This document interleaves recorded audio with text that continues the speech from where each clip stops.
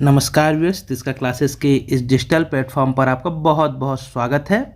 जैसा कि आप स्क्रीन पर देख पा रहे होंगे, आज आपके लिए मैं एक महत्वपूर्ण टॉपिक के वस्तुनिष्ठ प्रश्नों का संग्रह लेकर आया हूं, जिसमें हम मध्य प्रदेश की कला संस्कृति एवं साहित्य, जो कि एक बहुत ही महत्वपूर्ण पार्ट है किसी भी एग्जाम की दृष्टि से मध्य प्रदेश के होने वाले एग्जामों में, उसके आज करीब 100 से ज़्यादा प्रश्नों के वस्तुनिष्ठ प्रश्नों को आज हम देखने वाले हैं। और अति महत्वपूर्ण प्रश्नों का संग्रह, ऑथेंटिक बुक के ये कलेक्शन है ये क्वेश्चनों का, जिससे ये लिए गए हैं। तो आप इस वीडियो को अंत तक जरूर देखिए। आपको निश्चित ही इस वीडियो से आगामी आने वाले एग्जाम, चाहे एडीपी के एग्जाम हो, असिस्टेंट रजिस्ट्रार के एग्जाम हो, टीओ का एग्जाम हो, या व्यापम के पटवारी के जो आने वाला है एग्जाम, या जो भी परीक्षाएं मध्य प्रदेश द्वारा संचालित की जाएंगी जिसमें मध्य प्रदेश का पोर्शन पूछा जाता है, उस दृष्टि से बहुत ज़्यादा महत्वपूर्ण होने वाला है। बहुत अच्छा वीडियो रहेगा, तो आप अंत तक जरूर देखिए। और यदि आप पहली बार आए हुए हैं और वीडियो आपको अच्छा लगता है तो ही आप इस चैनल को सब्सक्राइब कीजिए, लाइक कीजिए, ज़्यादा से ज़्यादा शेयर कीजिए। चलिए शुरू करते हैं अपनी वस्तुनिष्ठ प्रश्नों की श्रृंखला में। आज का महत्वपूर्ण टॉपिक कला संस्कृति और साहित्य के वस्तुनिष्ठ प्रश्नों का संग्रह को लेकर। चलिए, पहला प्रश्न आप देख रहे होंगे। सबसे पहला क्वेश्चन, कई बार एग्जामों में पूछा गया क्वेश्चन कि भारत भवन की स्थापना कब हुई। भारत भवन की स्थापना कब हुई, तो बहुत अच्छे जाना है। भारत भवन की स्थापना 1982 में की गई। कब की गई? सन 1982 में भारत भवन की स्थापना की गई। इसे आप अच्छे से ध्यान रखिएगा। चलिए, अगला है, भारत भवन की स्थापना कहाँ पर की गई। सेकंड क्वेश्चन आपका बनता है कि भारत भवन की स्थापना कहाँ पर की गई, तो इसका राइट आंसर हो जाएगा भारत भवन की जो स्थापना है यह की गई है भोपाल में। कहाँ पर की गई? राइट आंसर हो जाएगा भोपाल में भारत भवन की स्थापना की गई। नेक्स्ट, इससे रिलेटेड एक और क्वेश्चन जो पूछा जाता है, भारत भवन के वास्तुकार कौन है, इसके डिजाइनर कौन है, भारत भवन के वास्तुकार कौन है, तो बहुत अच्छे ध्यान रखिएगा। इसका राइट आंसर हो जाएगा चार्ल्स कोरिया। कौन हो जाएगा? चार्ल्स कोरिया भारत भवन के वास्तुकार माने जाते हैं। ठीक, चलिए अगला देखते हैं। नेक्स्ट क्वेश्चन, अगला क्वेश्चन ये भी अच्छा क्वेश्चन है, कई बार एग्जामों में पूछा गया है कि देश का एकमात्र राष्ट्रीय मानव संग्रहालय कहाँ स्थित है। देश का एकमात्र राष्ट्रीय मानव संग्रहालय कहाँ स्थित है, तो इसका जो राइट आंसर हो जाएगा, एकमात्र जो राष्ट्रीय मानव संग्रहालय है, इंदिरा गांधी राष्ट्रीय मानव संग्रहालय से नाम से जानते हैं इसे, यह भोपाल में स्थित है। कहाँ पे स्थित है? राइट आंसर हो जाएगा यह भोपाल में स्थित है। अगला क्वेश्चन है, कालिदास अकादमी की स्थापना कब और कहाँ की गई। कालिदास की स्थापना अकेडमी की स्थापना, कालिदास एकेडमी की स्थापना कब और कहां पर की गई, तो इसका जो राइट आंसर हो जाएगा, इसकी स्थापना उज्जैन में की गई। और उज्जैन में कब की गई? 1977 में, 1977 में इसकी स्थापना उज्जैन में की गई। ये राइट आंसर हो जाएगा। अगला है, प्रेमचंद सृजन पीठ कहां पर स्थित है। प्रेमचंद सृजन पीठ यह कहाँ पर स्थित है, तो बहुत अच्छे से ध्यान रखिए। जो प्रेमचंद सृजन पीठ है, इसके मैंने सेपरेट वीडियो भी बनाए हुए हैं कि कौन सा सृजन पीठ कहाँ पर है, तो आप उन्हें भी जरूर जाकर देखिए। तो इसका जो आंसर हो जाएगा, प्रेमचंद सृजन पीठ कहाँ पर है, तो ये है विक्रम विश्वविद्यालय उज्जैन में स्थित है। प्रेमचंद सृजन पीठ कहाँ पर स्थित है? विक्रम विश्वविद्यालय उज्जैन में स्थित है। अगला क्वेश्चन है, मध्य प्रदेश तुलसी अकेडमी की स्थापना कहाँ की गई। मध्य प्रदेश तुलसी अकादमी की स्थापना कहाँ की गई, तो इसका जो राइट आंसर हो जाएगा, तुलसी अकेडमी जो है मध्य प्रदेश कहाँ पर है, तो ये भोपाल में है। तुलसी अकेडमी कहाँ पे है? राइट आंसर हो जाएगा भोपाल में तुलसी अकेडमी स्थित है। अगला क्वेश्चन है, मध्य प्रदेश ग्रंथ अकेडमी की स्थापना कब और कहाँ की गई। मध्य प्रदेश ग्रंथ अकेडमी की स्थापना, तो बहुत अच्छे से ध्यान रखिएगा, ये भी कई बार क्वेश्चन पूछा गया है। तो ग्रंथ अकेडमी जो स्थित है भोपाल में स्थित है, 1969 में इसकी स्थापना की गई। राइट आंसर हो जाएगा भोपाल 1969 में। चलिए आगे बढ़ते हैं। मध्य प्रदेश उर्दू एकेडमी की स्थापना कब की गई। मध्य प्रदेश उर्दू एकेडमी की स्थापना कब की गई, तो इसका जो राइट आंसर हो जाएगा आपका, इसका राइट आंसर हो जाएगा 1976 में। कब? 1976 में मध्य प्रदेश उर्दू एकेडमी की स्थापना की गई। अगला क्वेश्चन, ये भी कई बार एग्जाम में पूछा गया है। तो क्वेश्चन है, विश्व स्तरीय शास्त्रीय नृत्य समारोह, जिसे हम खजुराहो नृत्य समारोह के नाम से भी जानते हैं, तो विश्व स्तरीय शास्त्रीय नृत्य समारोह का आयोजन कहाँ पर होता है, तो इसका आयोजन किया जाता है खजुराहो में किया जाता है। कहाँ पे किया जाता है? खजुराहो। यदि आपसे जिला पूछ ली जाए तो छतरपुर आ जाएगा। जिला पूछे किस जिले में होता है, तो छतरपुर।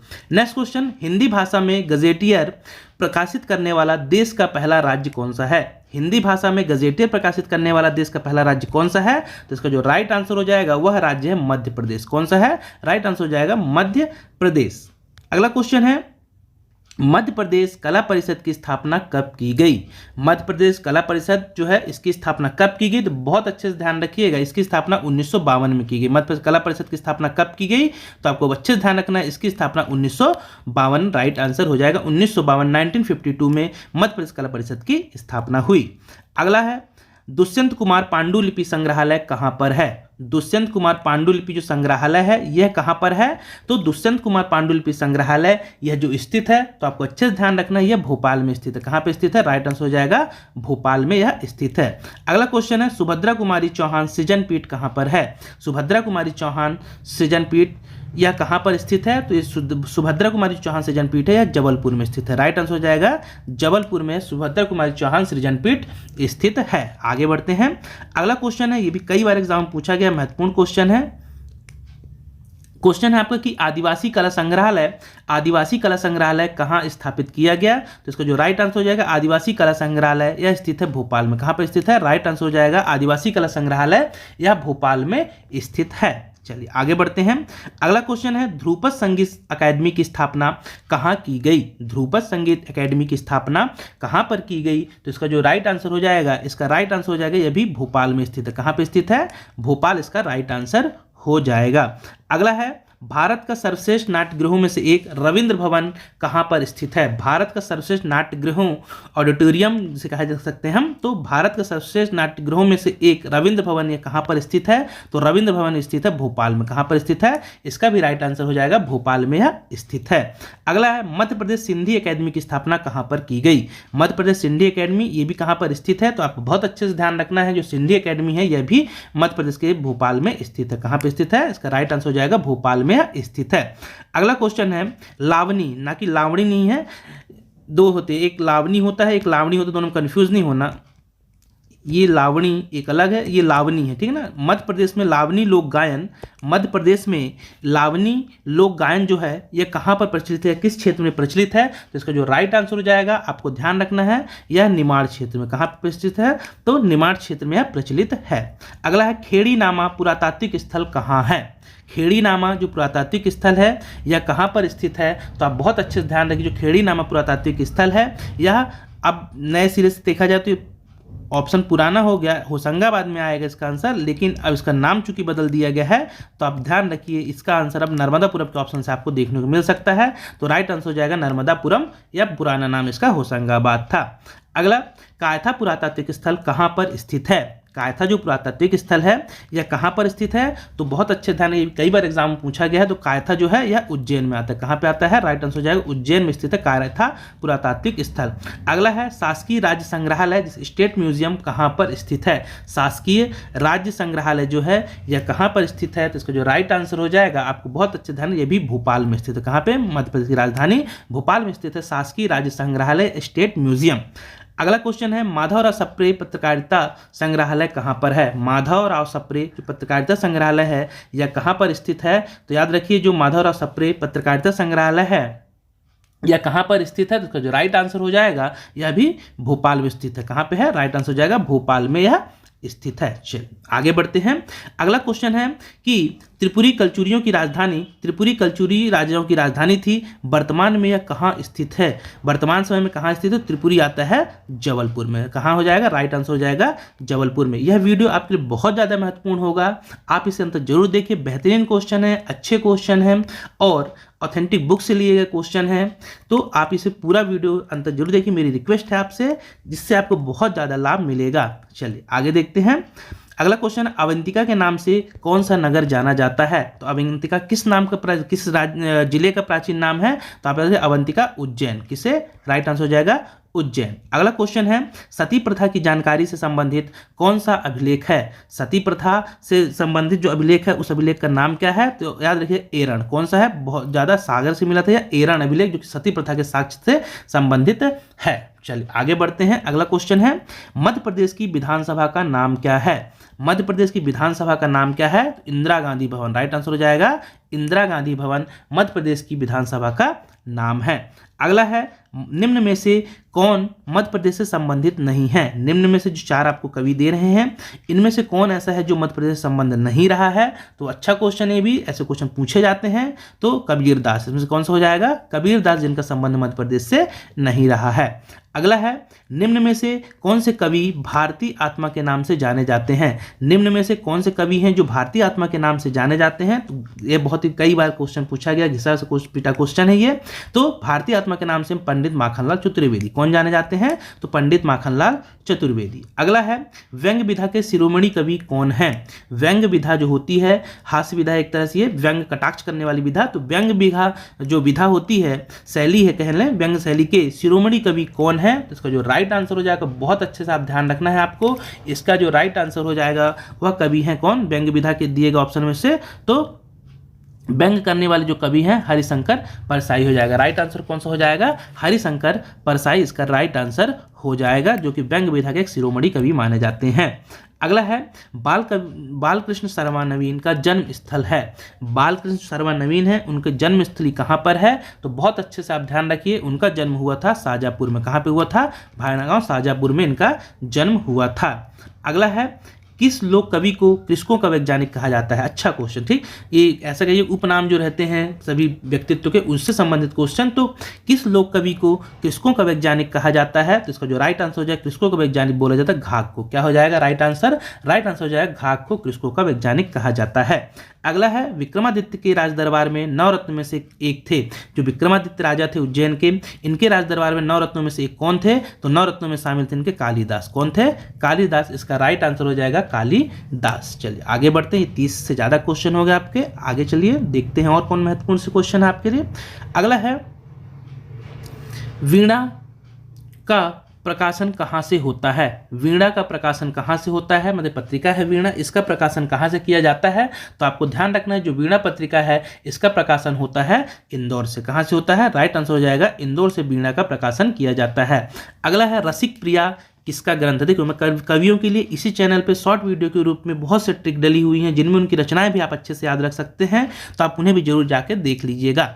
चलिए, रसिक प्रिया किसका ग्रंथ है? जो रसिक प्रिया है या किसका ग्रंथ है? तो आपको बहुत अच्छे ध्यान, जो रसिक प्रिया है या केशवदास का ग्रंथ। कौन है इसके रचयिता? तो केशवदास इसका राइट आंसर हो जाएगा। आगे बढ़ते हैं, हर्षचरित्र। अगला है, हर्षचरित्र किसका ग्रंथ है? हर्षचरित्र किसका ग्रंथ है? तो बहुत ही सरल सा क्वेश्चन है ये। हर्षचरित्र जो लिखी गई थी किसके द्वारा लिखी गई थी? तो इसका सही आंसर हो जाएगा बाणभट्ट के द्वारा। राइट आंसर हो जाएगा हर्षचरित्र बाणभट्ट के द्वारा रचना है, या बाणभट्ट का यह ग्रंथ है जिसका नाम है हर्षचरित्र। अगला है, गांधी राग किस संगीतकार का प्रसिद्ध राग है? गांधी राग किस संगीतकार का प्रसिद्ध राग है? तो आप याद रखिएगा, यह राग जो है कुमार गंधर्व का है। किसका है? अच्छा क्वेश्चन है, ध्यान रखिएगा। गांधी राग किस संगीतकार का प्रसिद्ध राग है? तो कुमार गंधर्व राइट आंसर हो जाएगा। चलिए आगे बढ़ते हैं। अगला है आपका क्वेश्चन कि मध्य प्रदेश के निम्न साहित्यकारों में से रीति काव्य का प्रवर्तक किसे माना जाता है? मध्य प्रदेश के जो साहित्यकार हुए हैं उनमें से रीति काव्य है उसका प्रवर्तक किसको माना जाता है? तो आपको बहुत अच्छे से ध्यान रखना है, उसका प्रवर्तक माना जाता है किसे? पहले केशव दास को। किसे माना जाता है? तो इसका आंसर हो जाएगा केशव दास, राइट आंसर हो जाएगा। अगला है, निम्न में से कौन बुंदेली का लोक साहित्यकार है? निम्न में से कौन है जो बुंदेली का लोक साहित्यकार है? तो आपको बहुत अच्छे से याद रखना है, जो बुंदेली का लोक साहित्यकार किसे माना जाता है? तो आप ध्यान रखिए, तो जो बुंदेली के लोक साहित्यकार है ये है जगनिक। कौन है? राइट आंसर हो जाएगा जगनिक को बुंदेली का लोक साहित्यकार माना जाता है। चलिए आगे बढ़ते हैं। अगला क्वेश्चन है, मध्य प्रदेश में किस कवि ने प्रभा नाम की पत्रिका का प्रकाशन किया है? मध्य प्रदेश के किस कवि ने किस कवि ने प्रभा नाम की जो पत्रिका निकलती है उसका प्रकाशन किया हुआ था? तो इसका जो राइट आंसर हो जाएगा, इसका राइट आंसर, प्रभा नाम की जो पत्रिका थी माखनलाल चतुर्वेदी के द्वारा प्रकाशन की गई थी। माखनलाल चतुर्वेदी इसका राइट आंसर हो जाएगा। अगला है, कुमार गंधर्व का वास्तविक नाम क्या था? अच्छा क्वेश्चन, इस ध्यान रखिएगा। कुमार गंधर्व का वास्तविक नाम, ऐसे क्वेश्चन आयोग के द्वारा तो खासकर पूछे जाते हैं। तो कुमार गंधर्व का वास्तविक नाम क्या था? बेहतरीन क्वेश्चन है, तो याद रखिए कुमार गंधर्व जो वास्तविक नाम था वह था शिवपुत्र। क्या बोला जाता था इन्हें? शिवपुत्र बोला जाता था। अगला है, कवि पद्माकर किस राजा के आश्रय में रहे? कवि जो पद्माकर थे वह किस राजा के आश्रय में रहे थे? तो आपको अच्छे से ध्यान रखना है, जो कवि पद्माकर थे यह प्रताप सिंह, जगत सिंह और दौलत राव सिंधिया सभी के आश्रय में रहे। तो राइट आंसर उपरोक्त सभी के ही आश्रय में रह चुके थे। अगला है, ये भी अच्छा क्वेश्चन है, इसे भी ध्यान रखिएगा कि पद्माकर के अलीजा प्रकाश ग्रंथ किसके दरबार में लिखा गया? पद्माकर अलीज़ शाह प्रकाश जो ग्रंथ है यह किसके दरबार में लिखा गया था? तो यह लिखा गया था दौलत राव सिंधिया के दरबार में। राइट आंसर हो जाएगा दौलत राव सिंधिया के दरबार में यह ग्रंथ लिखा गया था। अगला है पंडित माखनलाल चतुर्वेदी का जन्म किस स्थान पर हुआ था? तो याद रखिएगा बबई नामक स्थान पर हुआ था। चूंकि इसका भी नाम बदल दिया गया तो हो सकता है ऑप्शन आपको बबई ना मिले, अब मिले आपको माखन नगर। क्या मिले? तो ये भी आप ध्यान रखिएगा ऑप्शन में, मैं भी आपको बता दे रहा हूँ। माखन नगर भी आपको ऑप्शन दिख सकता है क्योंकि इसका नाम बदल दिया गया, तो माखन नगर इसका वर्तमान नाम है, पुराना नाम बावई था। चलिए आगे देखते हैं। मैहर बैंड का गठन किस संगीतकार ने किया था? मैहर जो बैंड था इसका गठन किस संगीतकार के द्वारा किया गया था? तो जो मैहर बैंड एक प्रसिद्ध बैंड था, इसका गठन किया था अलाउद्दीन खां ने। किसने किया था? राइट आंसर हो जाएगा अलाउद्दीन खां के द्वारा मैहर बैंड का गठन किया गया था। अगला है हरिशंकर परसाई ने कौन सी साहित्यिक पत्रिका, हरिशंकर परसाई ने कौन सी साहित्यिक पत्रिका का लिखी तो या प्रकाशन किया? तो जो हरिशंकर परसाई थी उनकी जो साहित्य पत्रिका थी उसका आपको नाम याद रखना है, वह कौन सी है? तो वसुधा। कौन सी हो जाएगा? तो इसका आंसर हो जाएगा वसुधा। किसका प्रकाशन किया था? तो राइट आंसर हो जाएगा वसुधा। चलिए आगे बढ़ते हैं। अगला क्वेश्चन ये रिपीट हो गया क्वेश्चन दूसरे प्रकार से। मध्य प्रदेश के किस साहित्यकार को मध्य प्रदेश के, तो इसका जो राइट आंसर हो जाएगा आपका कि मध्य प्रदेश के साहित्यकार को एक भारतीय आत्मा के नाम से कहा जाता है, तो पंडित माखनलाल चतुर्वेदी हो जाएगा। अगला है किस संगीतकार का वास्तविक नाम रामतनु था? किस संगीतकार का वास्तविक नाम रामतनु था? तो राइट आंसर हो जाएगा तानसेन। किसका नाम था? तानसेन का वास्तविक नाम रामतनु था। अगला है किस लोक कवि को महान कृषि पंडित भी कहा जाता है? देखिए कृषि वैज्ञानिक या कृषि पंडित कहे, दोनों का आंसर एक हो जाएगा, तो इसका आंसर हो जाएगा घाघ को। किसे कहा जाता है? राइट आंसर हो जाएगा घाघ, इसका राइट आंसर। अगला आपका क्वेश्चन है कि संत सिंगा जी मध्य प्रदेश किस क्षेत्र के निवासी थे? संत सिंगा जी इनका निवास क्षेत्र क्या था? तो आप याद रखिएगा इसका राइट आंसर हो जाएगा निमाड़। कौन सा हो जाएगा? राइट आंसर निमाड़ के निवासी थे संत सिंगा जी। अगला है मध्य प्रदेश के किस कवि को, माफ करना, अभी सही हो गया। देखते हैं मध्य प्रदेश के किस कवि को भारत का शेक्सपियर कहा जाता है? मध्य प्रदेश के किस कवि को भारत का शेक्सपियर कहा जाता है? तो राइट आंसर हो जाएगा कालिदास को। किसे कहा जाता है भारत का शेक्सपियर? तो कालिदास इसका राइट आंसर हो जाएगा। अगला है कालिदास के किस ग्रंथ में शिव पार्वती विवाह की कथा का वर्णन मिलता है? कालिदास के किस ग्रंथ में कालिदास के किस ग्रंथ में शिव पार्वती विवाह की कथा का वर्णन मिलता है? तो इसका जो राइट आंसर हो जाएगा कुमार संभव में। किसमें मिलता है? तो राइट आंसर हो जाएगा कुमार संभव में।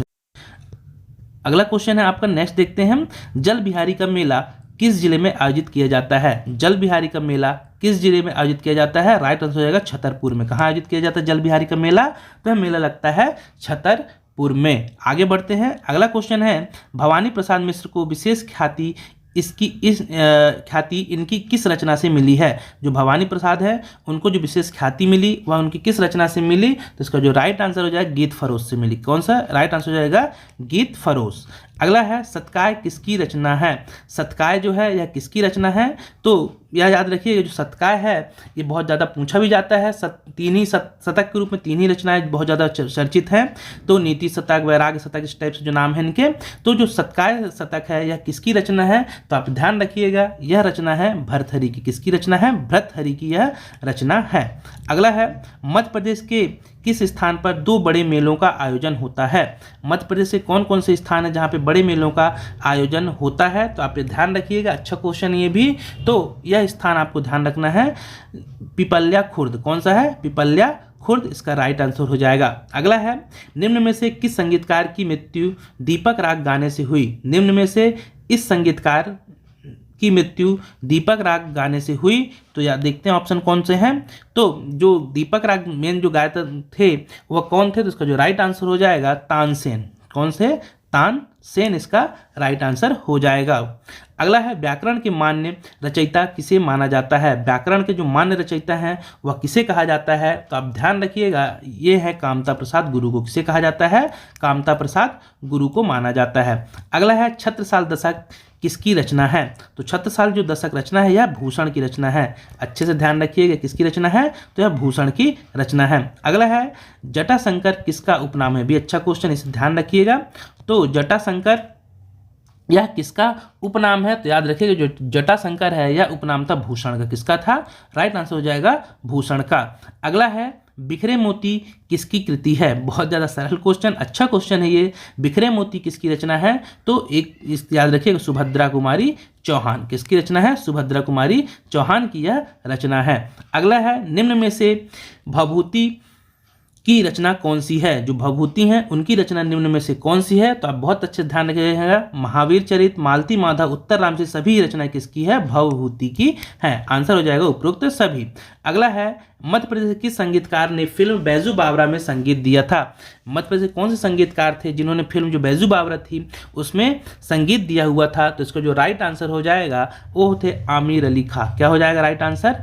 आमिर अली खां इसका राइट आंसर हो जाएगा। अगला है, इंदौर घराने की शैली का प्रवर्तक किसे माना जाता है? इंदौर घराने की, देखो बहुत से घराने चलते हैं, ग्वालियर घराना हो गया, इंदौर घराना हो गया, तो इंदौर घराने की जो शैली है उसका प्रवर्तक किसे माना जाता है? तो आप ध्यान रखिएगा, उसके प्रवर्तक माने जाते हैं आमिर खां को। किसे माना जाता है? आमिर खां को माना जाता है। राइट आंसर हो जाएगा आमिर खां। अगला क्वेश्चन है आपका कि केशवदास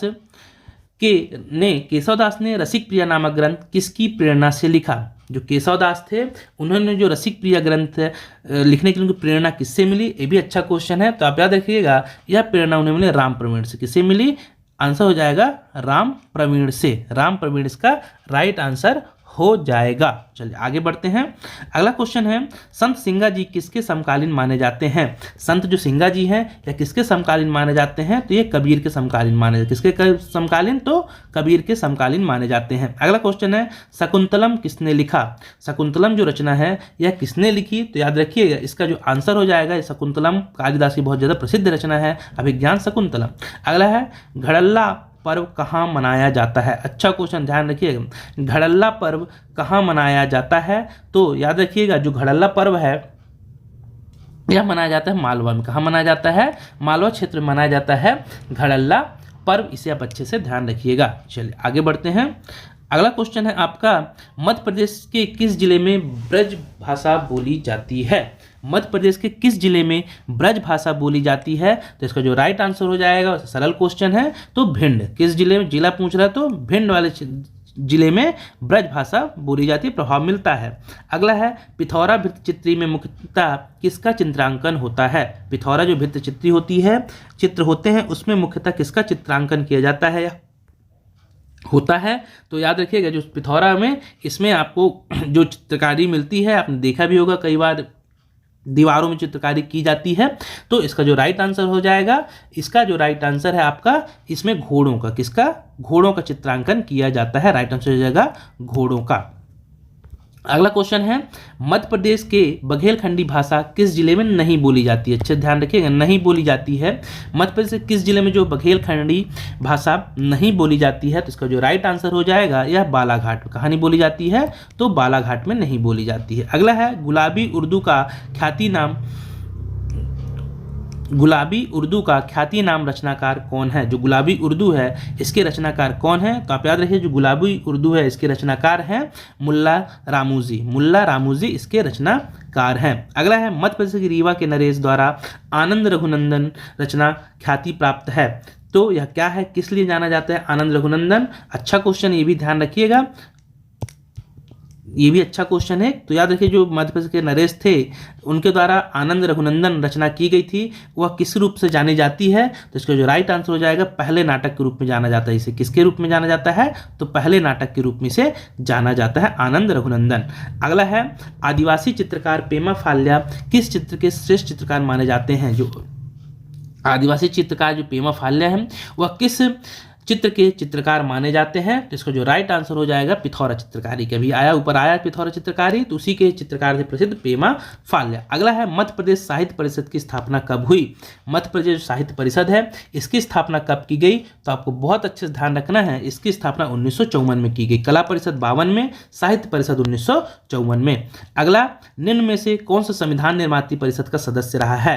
निम्न में से कौन ऐसा कवि रहा है जो संविधान निर्माती? अच्छा क्वेश्चन, इसे ध्यान रखिए, स्टार लगा लीजिए कि निम्न में से कौन जो संविधान सभा बनाई गई थी उस संविधान निर्माती परिषद के सदस्य रहे हैं कवियों में से? याद रखिएगा।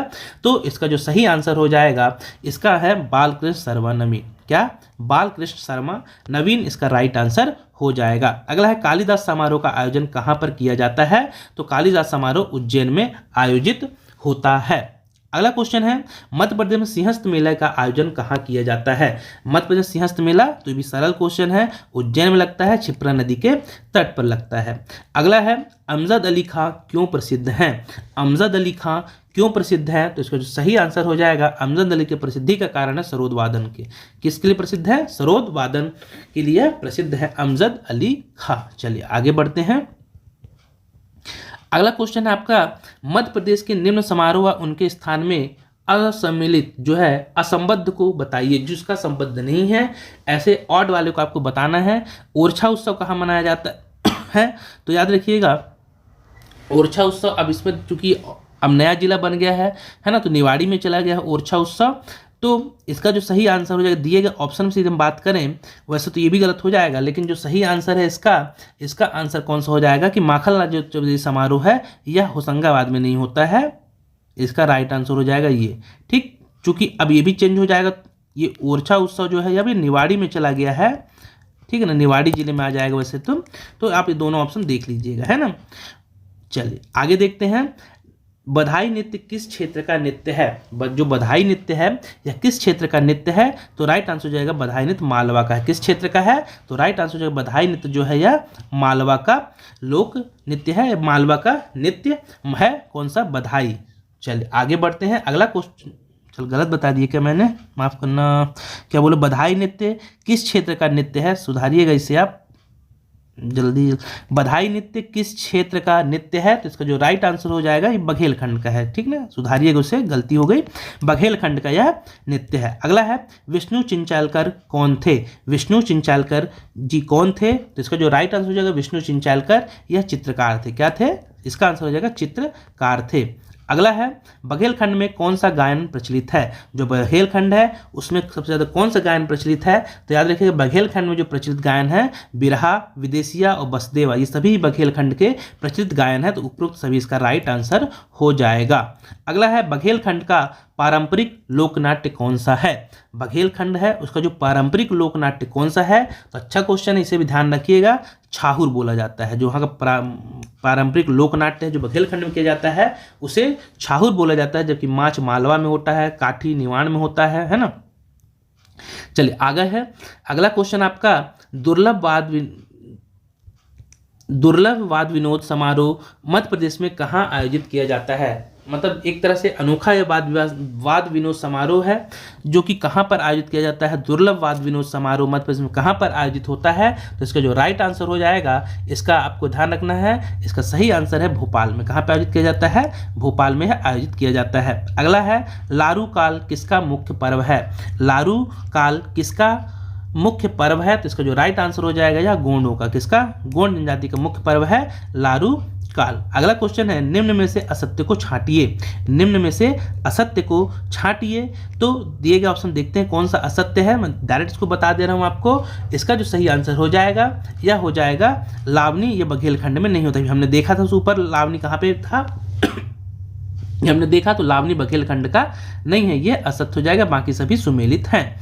अगला, मध्य प्रदेश के मध्यकालीन साहित्यकारों में कौन शामिल नहीं है? मध्य प्रदेश के ऐसे क्वेश्चन पूछे जा सकते हैं आपसे कि मध्यकालीन कौन कौन से कवि हैं, कौन से नहीं है ना। तो मध्य प्रदेश के मध्यकालीन साहित्यकारों में कौन शामिल नहीं है? तो आपको ध्यान रखना है, इसमें दंडी शामिल नहीं है। कौन? भूषण, पद्माकर, केशव सब मध्यकालीन कवि हैं, दंडी नहीं है। चलिए आगे बढ़ते हैं। मध्य प्रदेश के बुंदेलखंड में प्रचलित ढोला मारू की कथा मूलतः कहाँ का लोकनाट्य है? ढोला मारू जो कथा है यह मूलतः कहाँ का लोकनाट्य है? तो याद रखिएगा, दिए गए ऑप्शन से हम बताइए, बेसिकली पूछ रहा है कहाँ का है, किस क्षेत्र से इसका संबंध है, ऐसा आपसे पूछना चाह रहा है। तो ये राजस्थान का है। कहाँ का है? राजस्थान से इसका संबंध है। चलिए आगे बढ़ते हैं।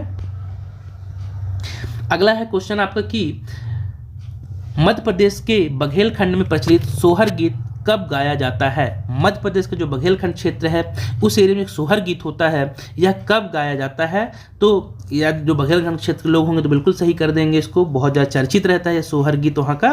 तो इसका जो सही आंसर हो जाएगा, यह जो सोहर गीत गाया जाता है, आपको ध्यान रखना है।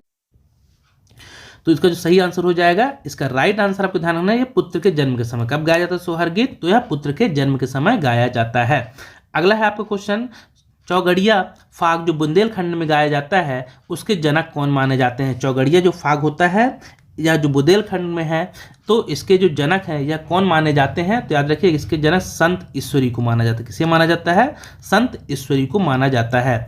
अगला है निर्गुणी कबीर भजन जो निमाड़ भाषा में गाए जाते हैं उसके जनक कौन हैं? निर्गुणी कबीर भजन जो निमाड़ भाषा में गाए जाते हैं उसके जनक कौन है? तो आपको ध्यान रखना है उसके जनक हैं संत सिंगा जी। संत सिंगा जी निर्गुणी जो भजन है कबीर के उसके जनक हैं। अगला है मूल रूप से निमाड़ी भाषा बोली जाती है। मूल रूप से निमाड़ी भाषा किस क्षेत्र में बोली जाती है? तो इसका जो राइट आंसर हो जाएगा या खरगोन, बुरहानपुर, खंडवा सभी क्षेत्रों में बोली जाती है, तो उपरोक्त सभी इसका राइट आंसर हो जाएगा। अगला है ब्रज भाषा मिश्रित खड़ी बोली बोली जाती है। जो ब्रज भाषा मिश्रित खड़ी बोली है यह किस क्षेत्र में बोली जाती है? तो ब्रज भाषा एक बार और क्वेश्चन शायद आ चुका है ये, तो यह ब्रज भाषा मिश्रित खड़ी बोली किस क्षेत्र में बोली जाती है? तो इसका जो राइट आंसर हो जाएगा उपरोक्त सभी क्षेत्रों, मुरैना, भिंड, ग्वालियर, इन सभी क्षेत्रों में ब्रज भाषा मिश्रित खड़ी बोली बोली जाती है। हम बिस्पाई जन्म की रचना किसकी है? हम बिस्पाई जन्म के यह रचना किसकी है? तो आपको ध्यान रखना है यह रचना है बालकृष्ण शर्मा नवीन की। किसकी है? बालकृष्ण शर्मा नवीन की यह रचना है। अगला है कृष्णायन किसकी रचना है? कृष्णायन किसकी रचना है? तो इसका जो राइट आंसर हो जाएगा यह रचना है द्वारिका प्रसाद मिश्र की। राइट आंसर हो जाएगा द्वारिका प्रसाद मिश्र की। अगला है हिम किरीटनी व हिम तरंगिणी किसकी रचना है? सरल क्वेश्चन, अच्छा क्वेश्चन है। तो हिम किरीटनी और हिम तरंगिणी जो रचना है यह प्रसिद्ध साहित्यकार हैं जिनका नाम क्या है? तो उनका नाम है पंडित माखनलाल चतुर्वेदी। उनकी यह रचना है हिम किरीटनी और हिम तरंगिणी। अगला है गम्मत का प्रचलन है। गम्मत किस क्षेत्र में प्रचलित है? तो इसको जो राइट आंसर हो जाएगा यह प्रचलित है गम्मत जो होता है उज्जैन साइड में। कहाँ पे होता है? तो राइट आंसर हो जाएगा गम्मत उज्जैन में प्रचलित है। चलिए आगे बढ़ते हैं। बम्बुलिया गीत को अन्य किस नाम से जाना जाता है? बम्बुलिया जो गीत है इसको अन्य किस नाम से जाना जाता है? तो आप ध्यान रखिए जो बम्बुलिया गीत है इसे एक और नाम से जाना जाता है। उसका सही आंसर है आपका वो है लंब टेस गीत। क्या? लंब टेस गीत भी से कहा जाता है। इसे आप अच्छे से ध्यान रखिएगा। अगला आल्हा को गाने वाले कहलाते हैं। आल्हा को गाने वाले अलहैत कहलाते हैं। क्या कहलाते हैं? अलहैत कहलाते हैं जो आल्हा का गायन करते हैं। अगला क्वेश्चन आपका कि प्रदेश में तेजा जी का गायन मुख्यतः किस भाषा में होता है? तो तेजा जी हैं उसका जो गायन होता है यह निमाड़ी भाषा में किया जाता है। किस भाषा में? निमाड़ी भाषा में किया जाता है। अगला है निम्नलिखित में से कौन सी प्रतिस्पर्धात्मक लोक गायन शैली है? तो इनमें से दिए गए ऑप्शन जो प्रतिस्पर्धात्मक रूप में जाती है, मतलब प्रतिस्पर्धा के रूप में जो शैली लोक गायन की शैली है, तो इसका राइट आंसर है आपका कलगी तुर्रा। कलगी तुर्रा। चलिए आगे बढ़ते हैं हम। निम्नलिखित में से कौन सी गायन शैली वीर रस से पूर्ण होती है? वीर रस से परिपूर्ण जो शैली होती है वो है आल्हा। कौन सी होती है? तो इसका सही आंसर हो जाएगा आल्हा। आल्हा की जो लोक कथाएं हैं वीर रस में गाई जाती हैं। अगला सुनसान जगह व लंबी तान से गाया जाने वाला गायन, सुनसान जगह व लंबी तान से गाया जाने वाला गायन कौन सा है? तो इसका राइट आंसर होगा विदेशिया। कौन सा गायन है? विदेशिया इसका राइट आंसर हो जाएगा। अगला निम्नलिखित पंक्तियां किस गायन शैली का उदाहरण है? 12 बरिस ले कुकर जिए और 13 ले जिए सियार, बारिश 18 36 जिए आगे जीवन को धिक्कार। यह किस शैली का है, किस क्षेत्र का है? याद रखिएगा। इसका जो राइट आंसर हो जाएगा, इसका राइट आंसर है आल्हा का है। आल्हा राइट आंसर हो जाएगा आल्हा। चलिए आगे बढ़ते हैं। परिमल रासो किसकी रचना थी? परिमल रासो जो या किसकी रचना थी? जगनिक की प्रसिद्ध रचना थी परिमल रासो। अगला है चेतना समाचार पत्र निकलता था। कहाँ से निकलता था? चेतना समाचार पत्र का प्रकाशन कहाँ से होता था यह पूछना चाह रहा है। तो इसका राइट आंसर हो जाएगा रतलाम से। राइट आंसर हो जाएगा रतलाम। अगला है विश्व सूर्य समाचार पत्र निकलता है। विश्व सूर्य समाचार पत्र कहाँ से निकलता है? तो राइट आंसर हो जाएगा बालाघाट से। कहाँ से निकलता है? बालाघाट इसका राइट आंसर हो जाएगा। अगला है वीर संतरी समाचार पत्र निकलता है। वीर संतरी जो समाचार पत्र है यह कहाँ से निकलता है? तो याद रखिएगा वीर संतरी जो समाचार पत्र है इसका प्रकाशन बुरहानपुर से होता है। कहाँ से होता है? बुरहानपुर से। अगला है युग प्रणेता समाचार पत्र निकलता है। जो युग प्रणेता समाचार पत्र है इसका प्रकाशन कहाँ से होता है? तो राइट आंसर आपको ध्यान रखना है, इसका प्रकाशन होता है मुरैना से। कहाँ से होता है? मुरैना से। अगला है अंजाम समाचार पत्र कहाँ से निकलता है? तो अंजाम जो समाचार पत्र है इसका प्रकाशन होता है दतिया से। कहाँ से होता है? दतिया से। अगला है निमाड़ एक्सप्रेस समाचार पत्र कहाँ से निकलता है? निमाड़ एक्सप्रेस समाचार जो पत्र है यह कहाँ से निकलता है? तो राइट आंसर हो जाएगा इसका, यह बड़वानी से निकलता है। अगला क्वेश्चन है आपका, निम्नलिखित में से कौन समाचार पत्र हिंदी और अंग्रेजी दोनों भाषाओं में प्रकाशित होता है? हिंदी और अंग्रेजी दोनों भाषाओं में प्रकाशित होने वाला जो समाचार पत्र है ग्वालियर गजट। राइट आंसर हो जाएगा ग्वालियर गजट। अगला है, कर्तव्य समाचार पत्र निकलता है या कहाँ से प्रकाशन होता है? जो कर्तव्य समाचार पत्र है, तो आप अच्छे से ध्यान रखिएगा, इसका राइट आंसर हो जाएगा दमोह से। कहाँ से प्रकाशित होता है? तो दमोह इसका राइट आंसर हो जाएगा, दमोह।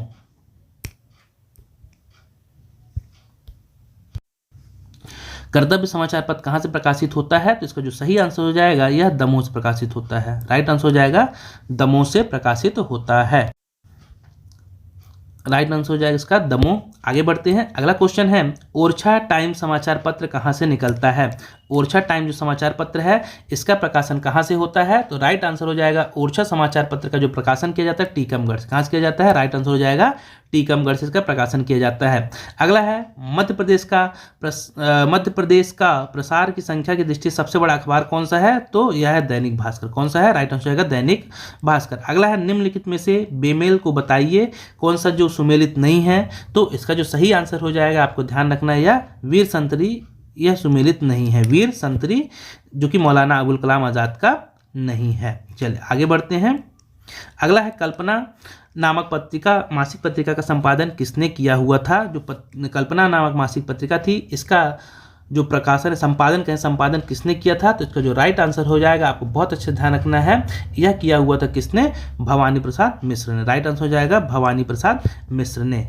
आगे बढ़ते हैं, अगले अंतिम क्वेश्चन आपके, कि चांद का मुंह टेढ़ा रचना किसकी है? बहुत ज़्यादा चर्चित रचना, कई एक बार पीएससी में पूछी गई रचना है, चांद का मुंह टेढ़ा। यह रचना किसकी है? तो आपको बहुत अच्छे ध्यान रखना है, यह रचना है गजानन माधव मुक्तिबोध की। राइट आंसर हो जाएगा गजानन माधव मुक्तिबोध की। और लास्ट अंतिम क्वेश्चन आज का, गणगौर का आयोजन मुख्य रूप से कहाँ होता है? जो गणगौर त्योहार है इसका आयोजन मुख्य रूप से कहाँ पर होता है? तो इसका राइट आंसर हो जाएगा, यह निमाड़ क्षेत्र में होता है। राइट आंसर हो जाएगा निमाड़ में होता है। तो ये थे आपके साहित्यकार का, कला संस्कृति का, पुरातात्विक स्थलों से महत्वपूर्ण जो क्वेश्चन बन सकते हैं, ऑथेंटिक बुक से लिए गए क्वेश्चन, जो कि निश्चित रूप से आपके आगामी आने वाले एग्जामों में बहुत ज़्यादा हेल्पफुल होंगे, ऐसा मेरा मानना है। अगर आपको वीडियो अच्छा लगा हो और इसी प्रकार का वीडियो चाहते हैं तो आप चैनल को सब्सक्राइब कर लीजिए, लाइक कीजिए, ज़्यादा से ज़्यादा शेयर कीजिए। फिर मिलते हैं किसी नए वीडियो के साथ, तब तक के लिए बहुत बहुत धन्यवाद।